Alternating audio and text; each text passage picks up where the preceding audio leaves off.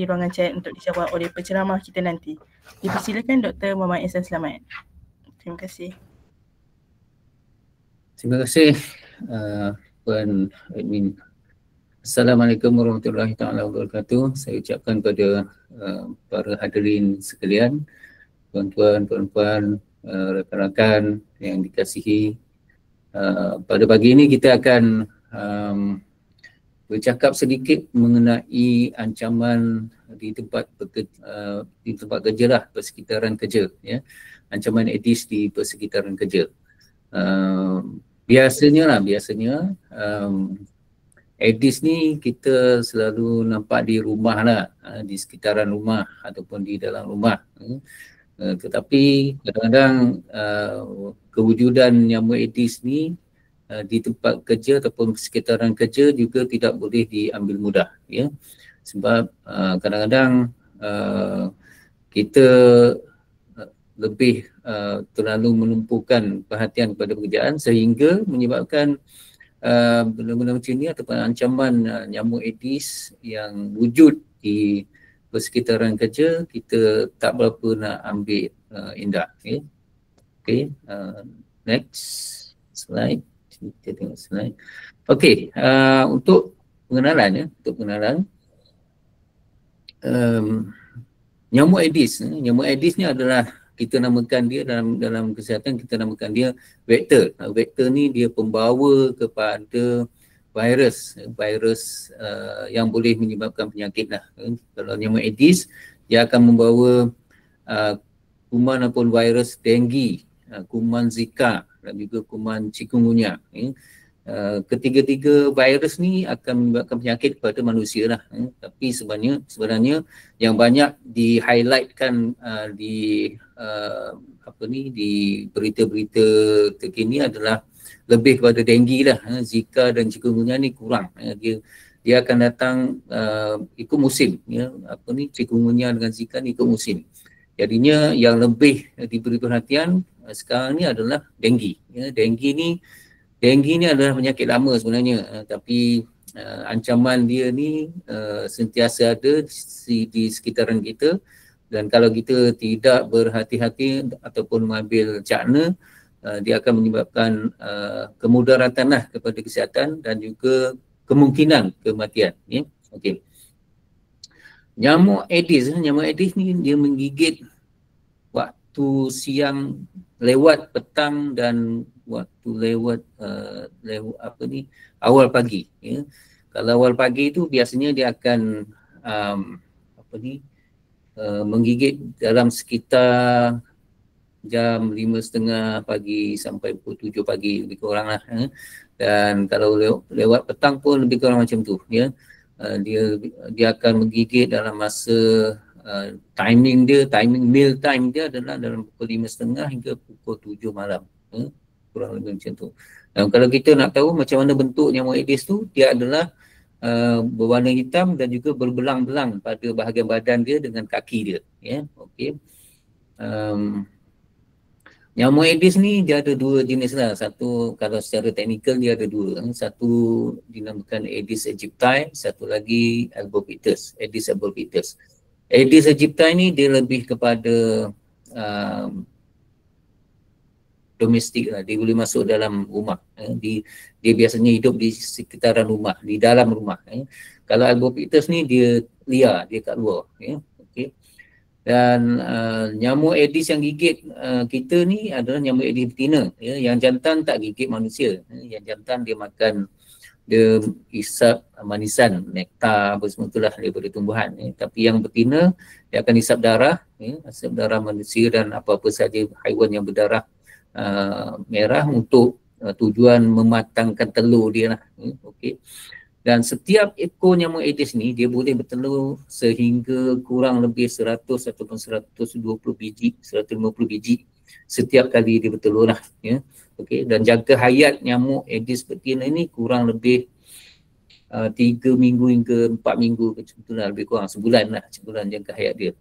Jadi dalam masa sebulan tu dia boleh bertelur satu cycle tu 5 hingga 7 hari.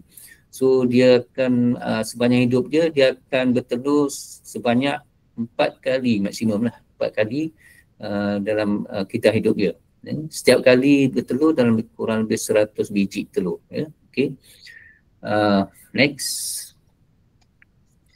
Baik. Macam tadi saya kata, saya dah bagi tahu tadi, dia akan hidup secara aktif menggigit kurang lebih dalam pukul 5 hingga 7 pagi, kurang lebih lah. Timing ni sebenarnya kurang lebih lah, saya tak kata exactly time tu dia akan gigit, ya, sebab bila terjadinya perubahan iklim, perubahan cuaca, dia punya timing yang gigit tu kan akan berubah juga, ya, okey. Tapi kebiasaannya macam tu lah, 5 hingga 7 pagi dan juga 5 hingga 7 petang. Alright. Nyamuk Aedes ni dia biasanya membiak dalam air bertakung yang bersih, yang jernih. Nyamuk Aedes ni dia nyamuk elit, ya, dia tak suka benda-benda kotor, berlumpur pun dia tak suka. Dia akan hidup cuma di air jernih yang bertakung. Kalau air tu sentiasa berkocak ke mengalir ke, dia tak akan sekali-kali bertelur kat situ. Ya, okey. Alright, next. Baik. Dia punya habitat tu boleh di dalam rumah, boleh di dalam bangunan, boleh di sekitar tempat kita duduk, tempat kita bekerja.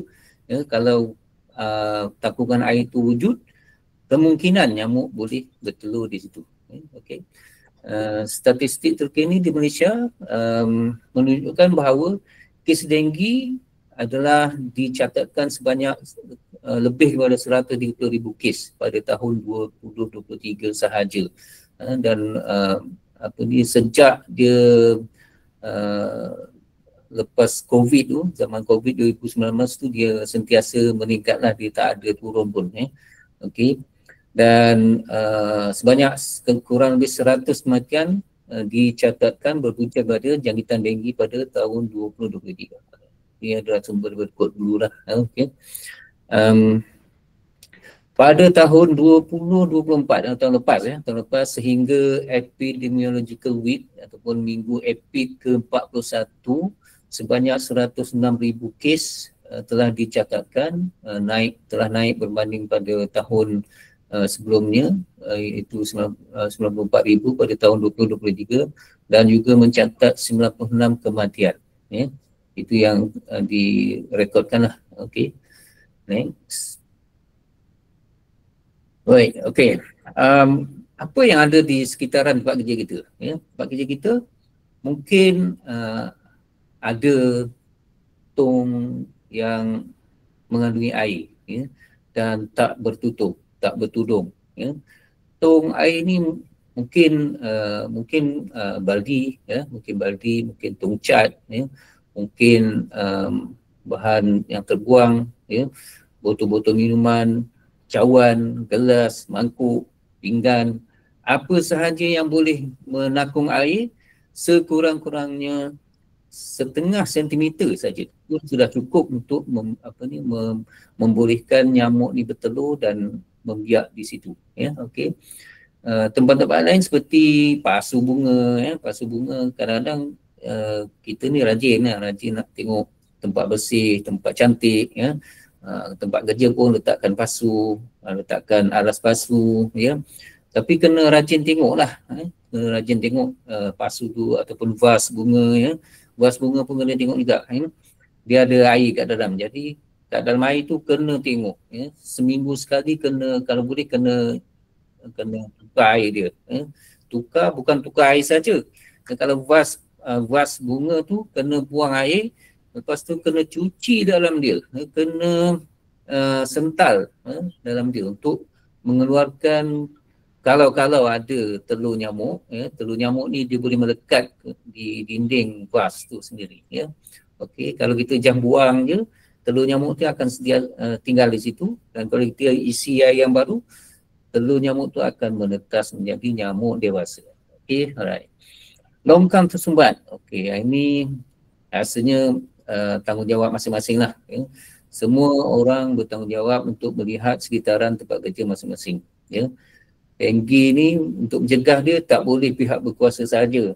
Pihak berkuasa cuma boleh bagi cadangan apa yang perlu dilakukan untuk mencegah daripada berlakunya pembiakan Aedes dan juga penyakit denggi berlaku. Jadi tanggungjawab untuk menjaga sekitaran tu adalah kita sendiri, kita sendiri. OMR di tempat kerja, di tempat kita duduk, di taman perumahan tempat kita duduk, di sekitaran rumah kita, tanggungjawab tu atas diri kita, bukan tanggungjawab orang lain. Okey. Sekitaran tempat kerja juga termasuklah pantry, pantry. Kadang dekat pantry ni ada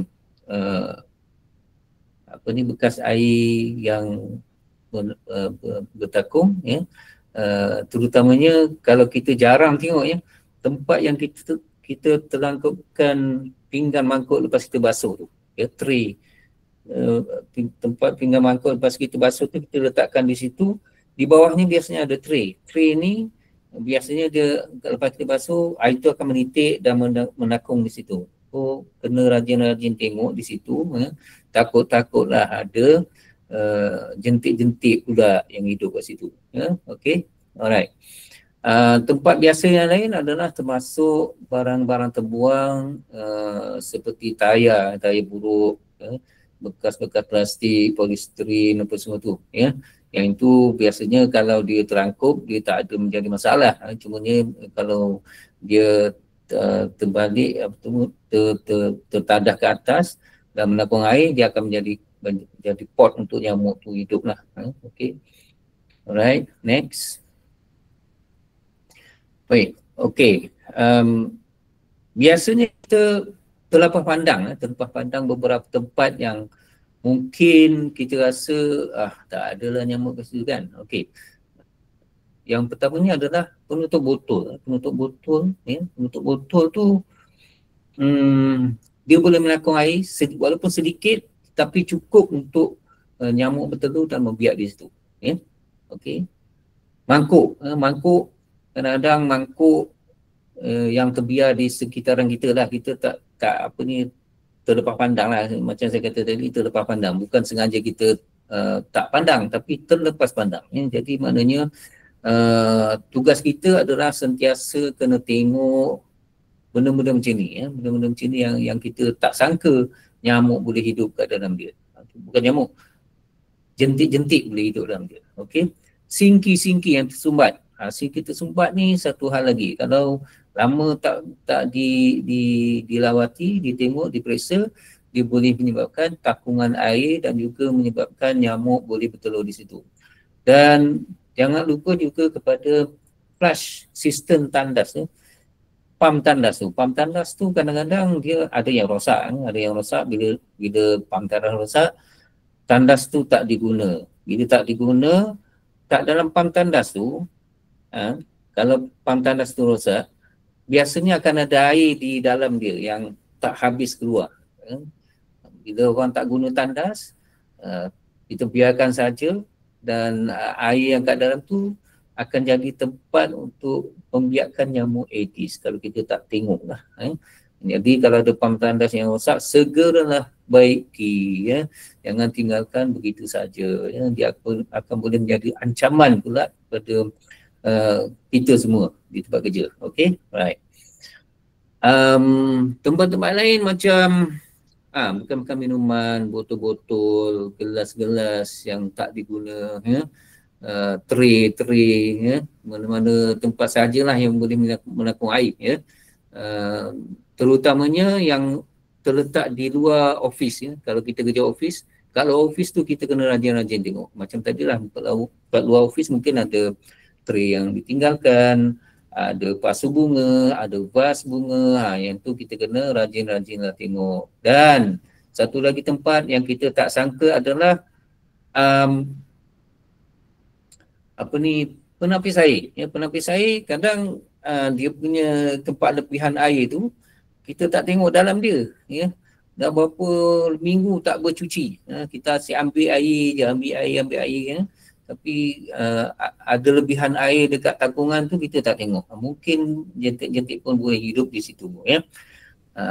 Dan jangan lupa juga kepada bakul sampah. Itu satu hal lagi. Bakul sampah ataupun tong sampah, especially yang tak ada diletakkan plastik lah. Biasanya kalau bangku sampah ni kita letakkan plastik atas dia, jadi dalam 2-3 hari sekali akan ada orang datang ambil, cuci, bungkus, tukar plastik lain.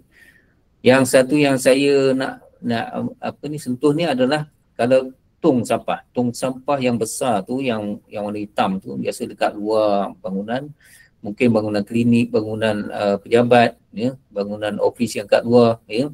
Tong sampah yang kat luar ni biasanya tak ada plastik, ya.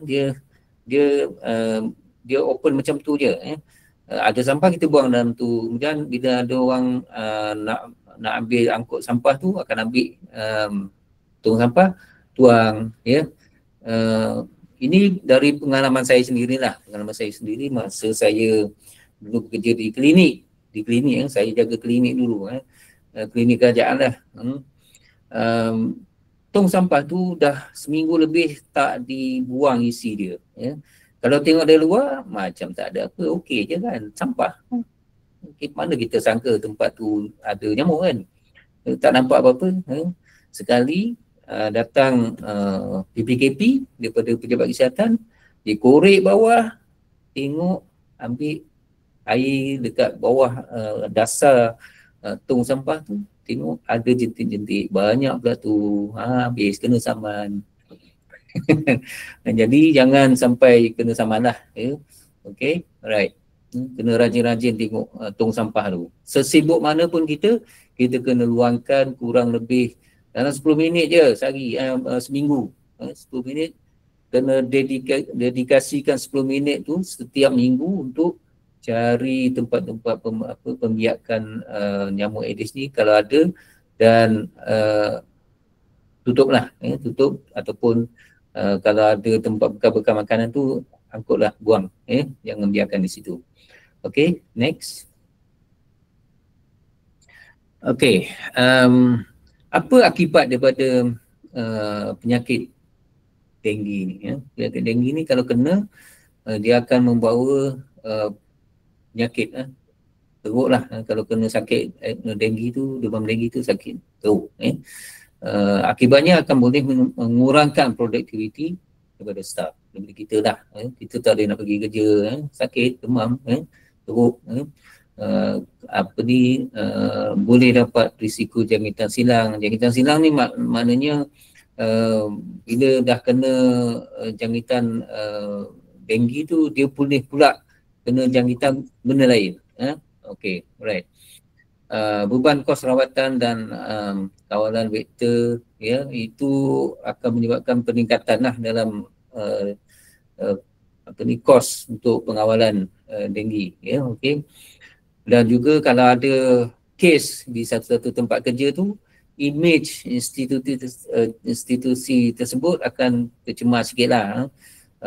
Orang cakap okey, dalam tempat tu ada kes denggi ni, maknanya teruk lah. Bila ada kes denggi tu maknanya dia akan orang pun akan kata, oh ini sebab tak jaga ni. Jadi persepsi orang pada kita tu negatif lah. Okay, next. Alright. Okay, apa yang perlu kita buat? Apa yang perlu kita buat? Kita sebagai penduduk di tempat kerja kita, orang yang sentiasa berada di tempat kerja, adalah menjadi tanggungjawab kita untuk jaga tempat kita sendiri. Okay.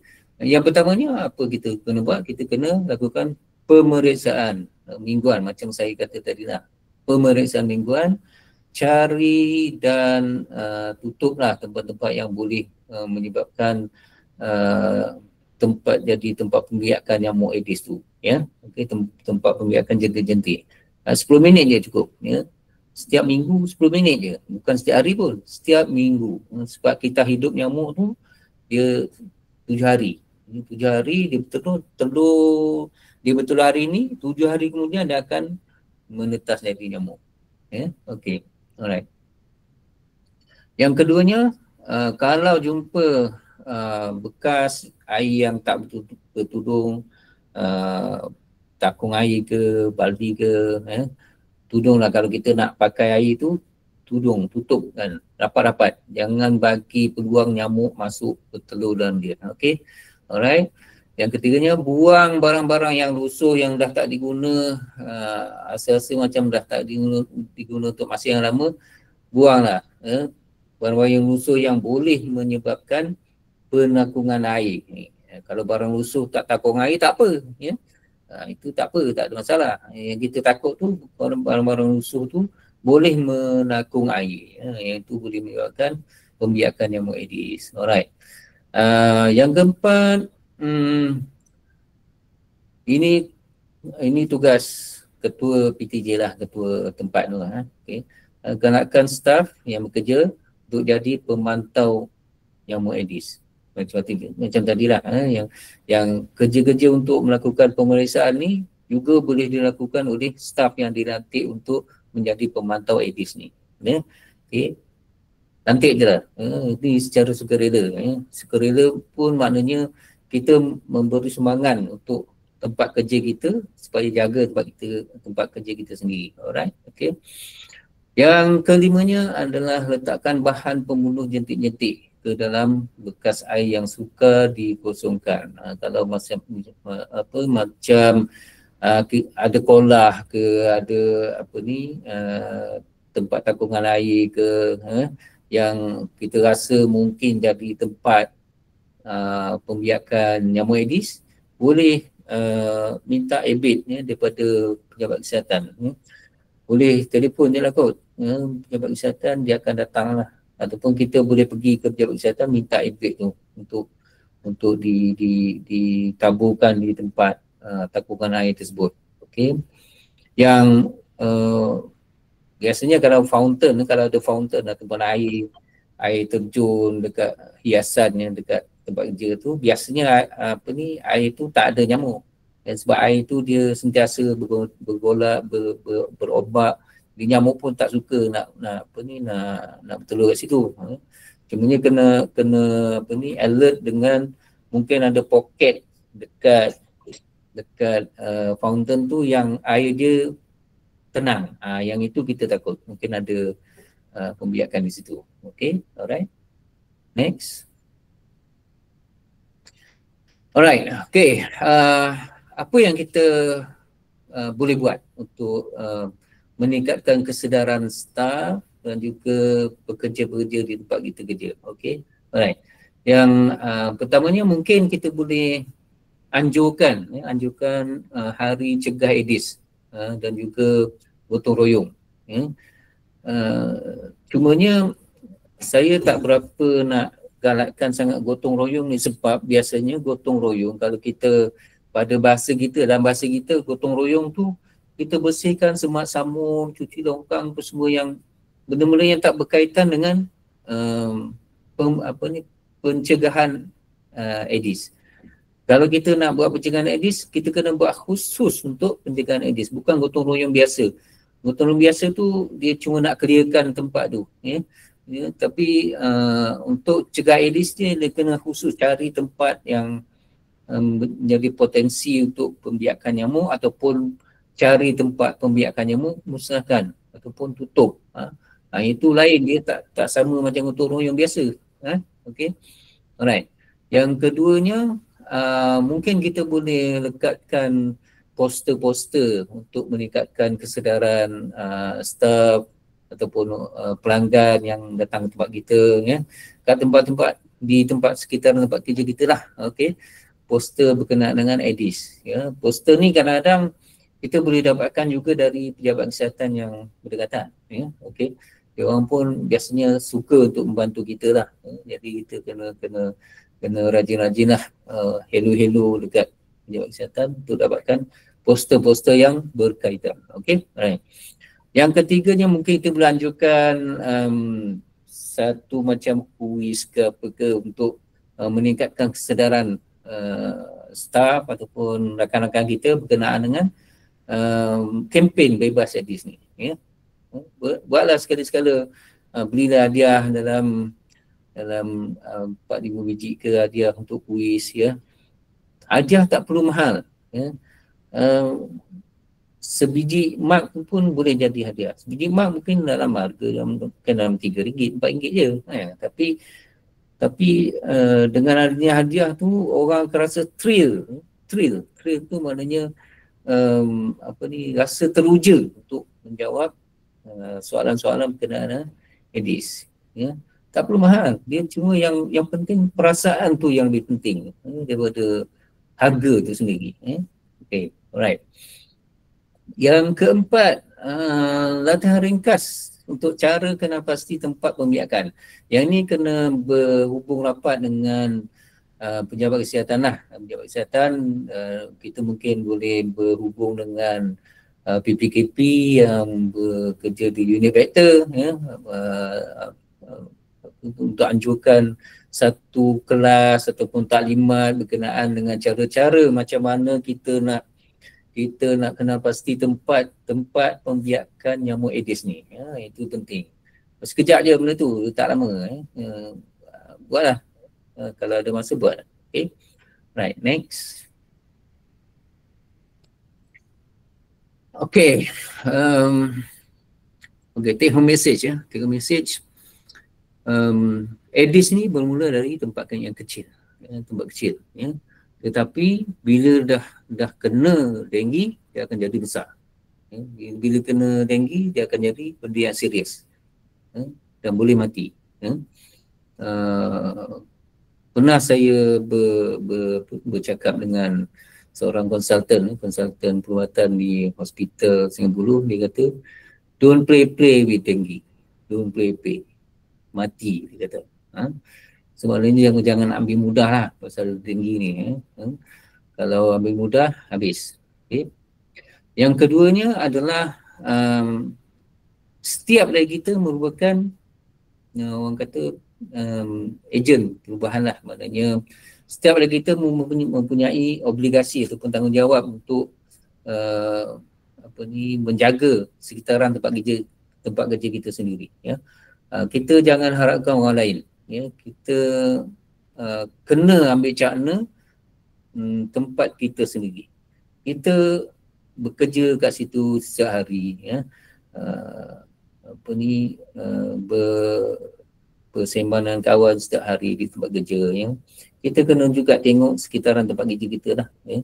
Sebenarnya bukan saja tempat kerja kita tu jadi macam transit. Ya. Transit sekejap kerja, lepas tu balik.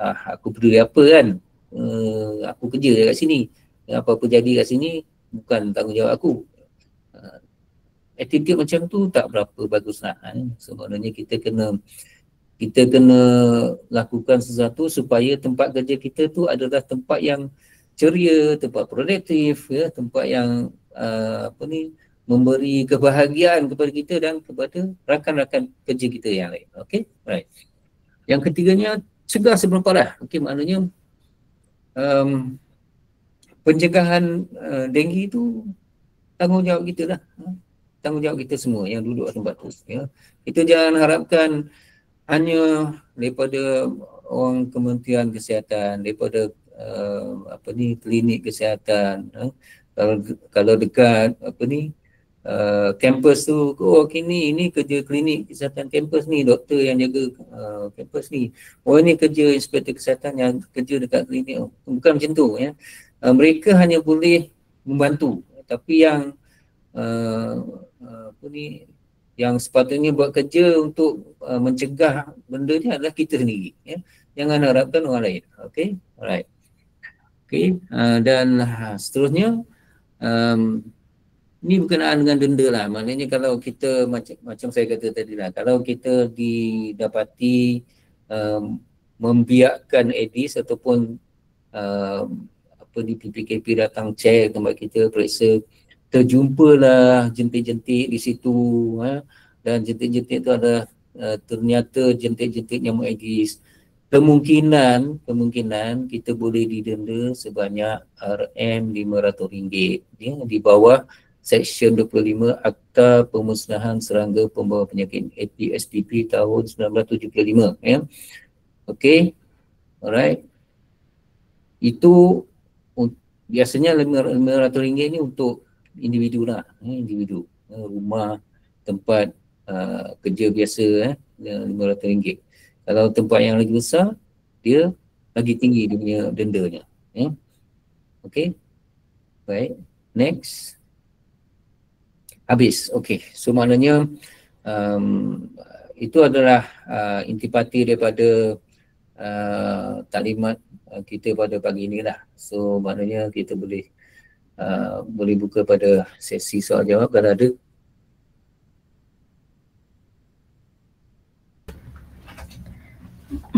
Baiklah, seterusnya kita buka untuk sesi soal jawab. Sekiranya ada pertanyaan boleh type di ruangan chat untuk dijawab oleh penceramah kita.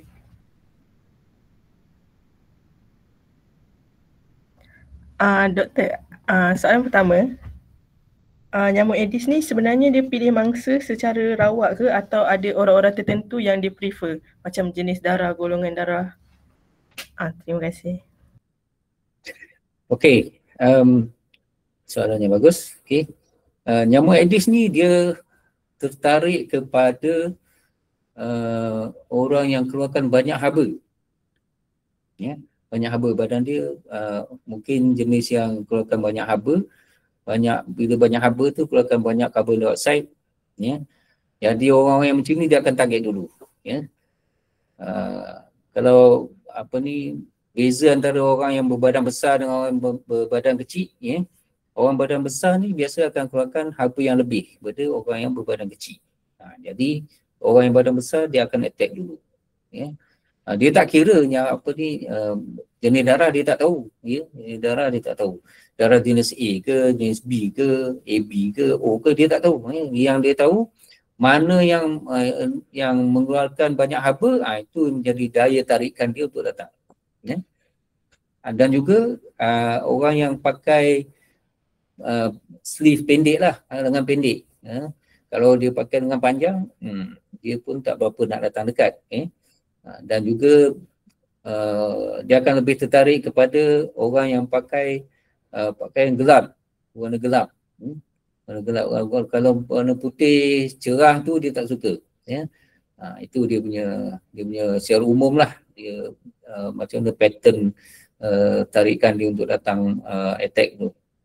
Okay. Soalan seterusnya, saya pernah dengar tentang warren pemeriksaan Aedes dan bagaimana ia digunakan, situasi apa sahaja? Terima kasih. Warren pemeriksaan Aedes macam mana tu? Saya kurang jelas. Mungkin tentang pemeriksaan yang dijalankan untuk cek. Warren pemeriksaan. Okey. Warren pemeriksaan ni biasanya dia akan dikeluarkan oleh pejabat kesihatan lah. Dia akan dikeluarkan oleh pejabat kesihatan kalau dia suspek satu tempat ataupun satu premis tu ada tempat pembiakan Aedes, sebab dia dah biasanya kalau inspektor kesihatan datang, dia akan kat satu lokaliti tu dia akan periksa semua tempat kat situ, rumah-rumah keliling situ dia akan periksa. Yang dia datang pun sebab biasanya dia akan terima laporan bahawa tempat tu menjadi tempat orang kata outbreak denggi, kes denggi banyak kat situ. So dia akan hantar tim untuk periksa. Dia akan periksa sampai dia jumpa punca lah di mana dia nyamuk Aedes ni membiak kan. Kalau dia lepas dia periksa keliling tempat tu tak jumpa punca, tapi dia jumpa satu rumah ataupun premis kosong, tak ada orang, yang tempat tu mungkin disuspek ada pembiakan. Mungkin dah lama ditinggalkan rumah tu, mungkin ada tempat pembiakan situ, tapi dia tak boleh masuk sebab rumah berkunci apa semua. Jadi dia akan mohon kepada pihak atasan untuk dapatkan warrant pemeriksaan Aedes. Warrant ni boleh juga dikeluarkan kepada pemunya premis yang lain, macam kilang ke, pejabat ke, yang disyaki ada punca pembiakan Aedes. Di situ dia akan gunakan warrant tu lah untuk periksa. Itulah. Okay. Lagi? Baiklah, soalan daripada Tuan Faizul Kamarudin. Betul ke nyamuk gajah dapat membasmi nyamuk Aedes? Okey, nyamuk gajah. Tahu ke nyamuk gajah tu macam mana? Okey. Nyamuk gajah ni panggilan lain dia adalah Toxorynchus. Toxorynchus ni nyamuk gajah yang besar. Nyamuk gajah ni besar. Dia bukan nyamuk tu yang makan nyamuk Aedes, tak. Tetapi jentik-jentik nyamuk gajah tu yang boleh memakan jentik-jentik nyamuk Aedes. Di peringkat jentik-jentik, bukan peringkat nyamuk. Nyamuk gajah dah tak makan jentik-jentik dah. Nyamuk gajah ni dia makan benda lain. Dia makan benda lain, dia tak makan jentik-jentik. Yang boleh memusnahkan jentik-jentik adalah jentik-jentik kepada nyamuk gajah ni. Yang tu dia besar sikit. Jadi dia predator lah, predator. Nyamuk predator, orang panggil predator tu sebab dia punya jentik-jentik ni boleh makan jentik-jentik nyamuk Aedes. Ya. Okey. Betul lah, tapi kita setakat ni belum dengar lagi lah ada mass production untuk nyamuk gajah ni untuk dilepaskan jentik-jentik di kat mana-mana tempat. Tak ada. Mungkin tidak cost effective kot. Ya. Okey. Baiklah, soalan seterusnya daripada Encik Kamarul Anwar Siddiq. Bagaimana untuk mengenali nyamuk jantan atau nyamuk betina? Terima kasih. Okay, right. Nyamuk Aedes, seperti yang mula-mula saya bagi tahu tadi, nyamuk Aedes ni secara umumnya adalah berwarna hitam, ya, berwarna hitam, berbelang-belang badannya, abdomennya berbelang-belang, hitam putih, kaki pun berbelang hitam putih. Nyamuk jantan dan nyamuk betina, dia punya secara fizikalnya lebih kurang sama macam tu juga, tapi nyamuk jantan dia lebih berbulu. Bulu dia lebih. Kalau kita banding nyamuk betina dengan nyamuk jantan, tengok bawah mikroskop, nyamuk jantan ni dah ada banyak bulu lebih. Mungkin bulu apa, bulu mata ke apa, kita tak tahulah, tak sure. Tapi kalau kita tengok secara fizikal pun boleh tahu yang tu nyamuk jantan, yang ini nyamuk betina. Dan satu lagi, nyamuk jantan kita jarang nampak sebab nyamuk jantan ni dia tak isap darah. Jadi buat apa dia nak datang dekat orang kan? Yang datang dekat orang tu biasanya nyamuk betina yang dia ni nak isap darah. Itu sebab kita selalu nampak nyamuk betina, bukan nyamuk jantan. Jadi nyamuk jantan ni kita tak berapa nak kenal sangat. Cuma kalau kita boleh tangkap, dan kita tahulah itu nyamuk jantan. Okey? Okey, soalan seterusnya daripada Dr. Nur Azlina Muhammad Zahari. Apa fungsi nyamuk dalam ekosistem alam ini ya? Terima kasih. Okey, siapa tanya tadi Dr. Nazila ni dia pakar nyamuk ke entomologi? Bukan?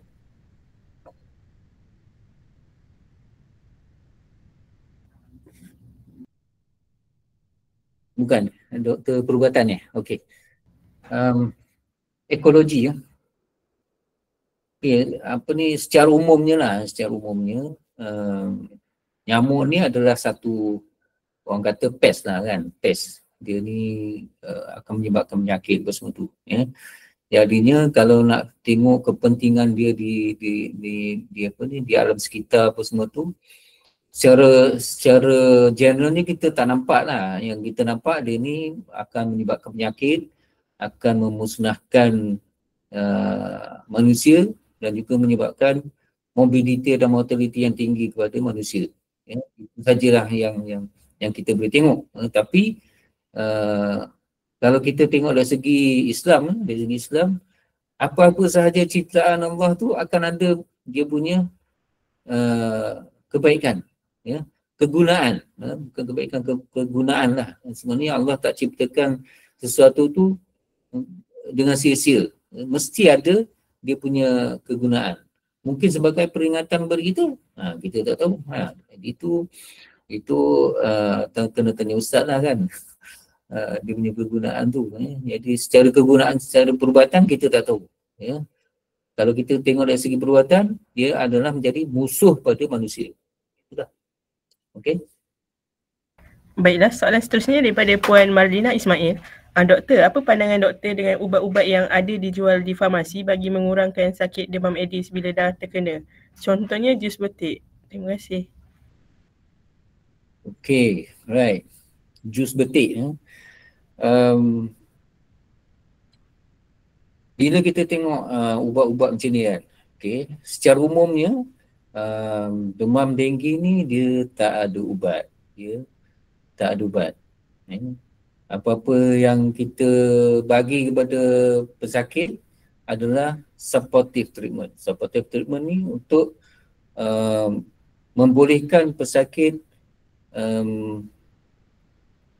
membolehkan pesakit sembuh dengan sendiri, ya. Okey, supaya pesakit tak menjadi lebih teruk, ya. Itu maknanya supportive. Maknanya satu lagi adalah kita tak ada ubat untuk bunuh kuman denggi itu, tak ada, tak jumpa lagi sampai sekarang, ya. Vaksin untuk denggi pun tak boleh memusnahkan virus denggi, ya. Kita cuma berharap kepada sistem imun badan pesakit supaya sistem imun badan tu melawan virus denggi tersebut, ya. Ubat-ubat tu cuma untuk membantu badan membuat sistem menguatkan sistem imun untuk melawan virus denggi. Itu saja prinsip dia, ya. Setakat ni memang tak jumpa lagi ubat yang bunuh macam antibiotik lah, antibiotik untuk bunuh virus denggi ni. Tak ada antivirus tu, tak jumpa lagi. Okey. Soalan seterusnya daripada Puan Syafiqah Suluh. Jika di kawasan kejiranan kita telah menjaga kebersihan dan pastikan tiada tempat bertakung, namun jiran yang tak jaga, apa tindakan yang kita boleh lakukan? Kita kalau biasanya kalau jiran-jiran tu semua sepakat bersama tu tak ada masalah kan. Buat macam saya cadangkan tadi lah, kita boleh bentuk satu pasukan untuk mungkin kombi ke apa ke, untuk buat pemeriksaan seminggu sekali untuk rumah masing-masing je, kan. Semua buat periksa rumah masing-masing. Kalau ada orang yang tak jaga, maknanya kita pun tak boleh ambil tindakan apa-apa kat dia. Cumanya kita boleh bagi nasihat lah, tolonglah jaga kan, sama-sama jaga kebersihan masing-masing, ya. Orang lain dah jaga, tolonglah jaga sekali kan, untuk kita dan untuk semua lah, macam tu. Kita tak boleh nak paksa dia buat apa-apa tindakan, tak boleh. Kalau nak mengadu pun tak boleh kan. Cumanya kalau ada inspektor kesihatan datang, cek, baru ada pemberiakan, dia kena saman lah, itu je kan. Soalan terakhir, kalau individu tu pernah kena demam denggi, adakah risiko kali kedua akan lebih teruk? Terima kasih. Baik, okey. Kalau seorang tu pernah kena demam denggi, dia mendapat jangkitan lagi sekali, keterukan tu bergantung kepada jenis kuman denggi yang menyerang dia lah. Okey, sebab kuman denggi ada 4 jenis, ya. Kuman denggi tu ada 4 jenis. Den 1, Den 2, Den 3, Den 4. Yang tak adanya Eden dengan Ekau. Itu tak ada. Jadi Den 1 hingga Den 4 ni adalah kuman denggi yang lain-lain. Dia tak sama. Jadi kalau masa pertama kali dulu dia kena jangkitan Den 1. Den 1. Okey. Badan dia dah ada antibody untuk Den 1. Dah ready. Kalau Den 1 ni datang, badannya terus buat antibody secara banyak untuk attack kuman ni. Jadi biasanya kalau kuman yang sama yang datang kat dia okey. Mungkin demam tu sehari dua, lepas tu okey dah. Sebab kuman tu dah diserang oleh antibody yang dah sedia ada dalam badan dia. Badan dia dah simpan memori dah. Okey, aku pernah kena attack dengan Den 1. Okey.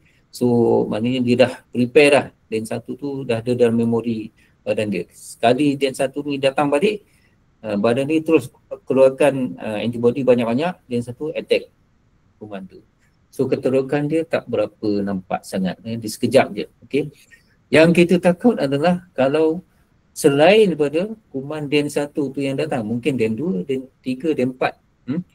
Den 1, 2, 3, 4 ni bila datang attack dia untuk kali kedua, orang panggil reinfection, reinfection oleh kuman yang lain, badan akan keluarkan satu jenis antibody yang baru untuk attack dia, dan ada report mengatakan bahawa disebabkan oleh pembentukan antibody yang baru itu, dia boleh menyebabkan hyperreaction, orang panggil hyperreaction dalam badan dia, dan boleh menyebabkan anaphylaxis. Anaphylaxis ni apa ni dalam bahasa perubatan adalah alergi yang teruk lah, dia boleh menyebabkan kematian, ya.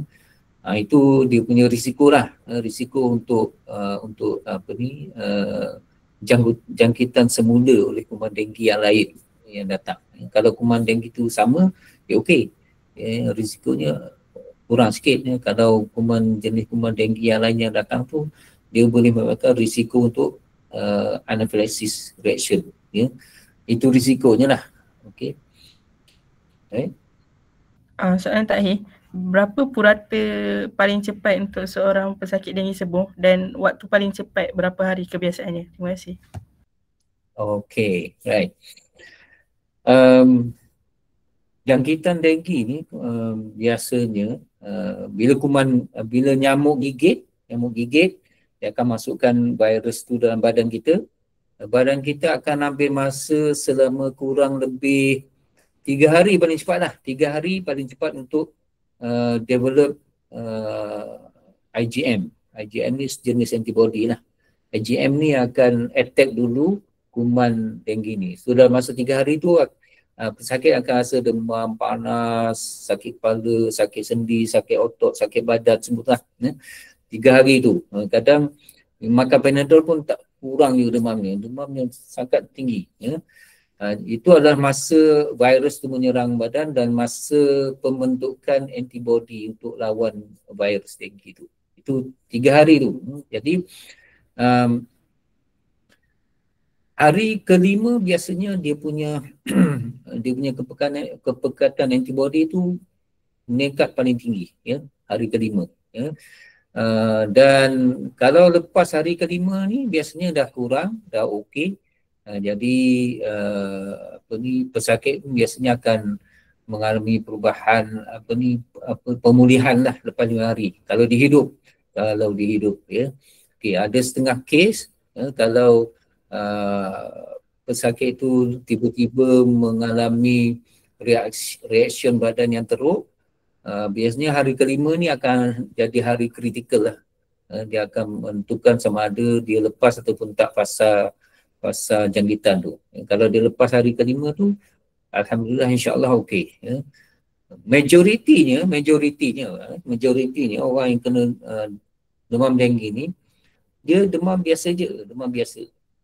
Saya boleh katakan kalau jangkitan virus denggi ni 90%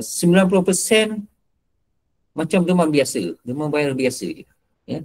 Influenza, demam batuk sesama biasa, 90% dia tak akan jadi teruk. Yang akan jadi teruk adalah 10% yang kena jangkitan tu yang akan jadi teruk. Yang ini yang sampai boleh masuk ICU, boleh masuk CCU, ya, masuk ward. Yang teruk lah jangkitan denggi tu teruk, kena dengue shock syndrome. Itu adalah golongan 10% ni daripada semua orang yang kena jangkitan. Biasanya 90% dia akan sembuh sendiri, tak perlu risau apa-apa, ya. Okey.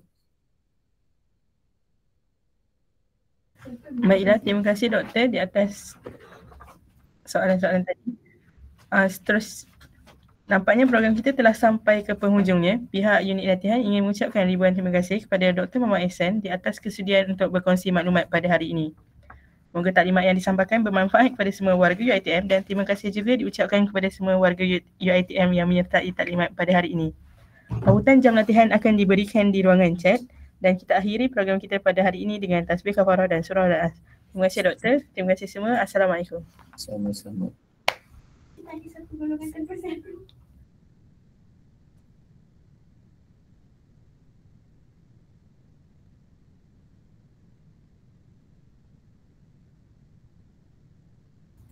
Doktor.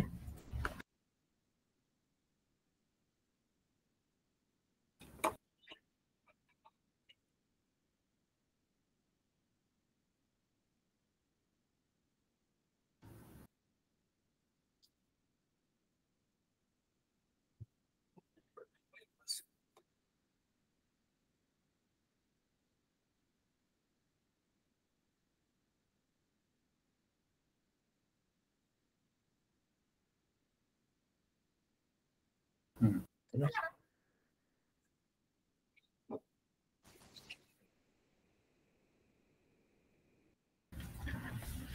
ada satu lagi soalan, boleh ke? Boleh. Ada soalan yang tadi doktor kata ada golongan 10% tu. Jadi siapakah yang tergolong dalam golongan 10% itu? Oh, tak tahu, random. 10% ikut nasib lah. Tak boleh nak kata. Tak boleh nak kata siapa yang boleh tergolong dalam 10% tu. Ya.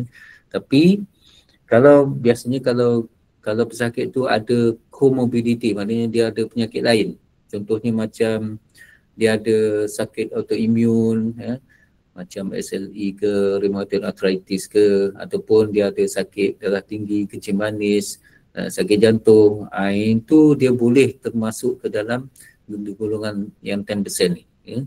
Tetapi kalau orang sihat pun boleh juga termasuk dalam 10% ni, kita tak tahu siapa. Kalau orang yang memang dah ada comorbidity, dia secara automatik akan masuk dalam 10% ni. Jadi penjagaan yang lebih kena diberikan kepada mereka yang ada penyakit-penyakit comorbidity tu lah.